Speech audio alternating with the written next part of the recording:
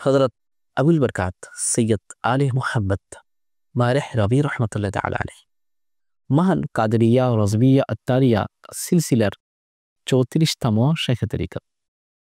তিনি 1111 হিজরির 18ই রমজান হিন্দুস্তানের বিলগ্রাম এলাকায় জন্মগ্রহণ করেন। তিনি সম্মানিত পিতা হযরত শাহ বরকতুল্লাহ রহমতুল্লাহ তাআলা আলাইহি এর স্নেহের আলিঙ্গনে বেড়ে ওঠেন এবং পিতার কাছ থেকে শরীয়ত ও তরিকতের জ্ঞান শিকার পাশাপাশি খিলাফত অর্জন করেন। তিনি 3 বছর পর্যন্ত একাধারে নির্জন ইতিকাফ করেন এবং শুধু বার্লির রুটি দিয়ে ইফতার করেন। তার সম্মানিত পিতা জীবদ্দশায় তাকে নিজের পরিপূর্ণ সাজ্জাদানশী নিযুক্ত করেন।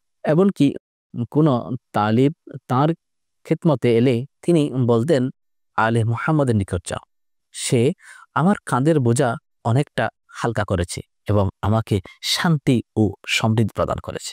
তিনি শরীয়তের বিধিমালার প্রতি খুবই যত্নশীল ছিলেন এবং সর্বদা শরিয়া আইন প্রচারে ব্যস্ত থাকতেন।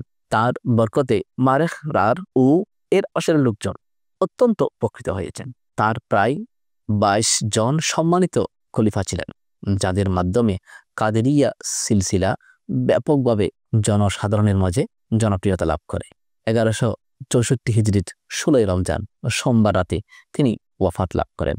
তার মাজার মুবারক হিন্দুস্তানের মারেখ রাতে অবস্থিত।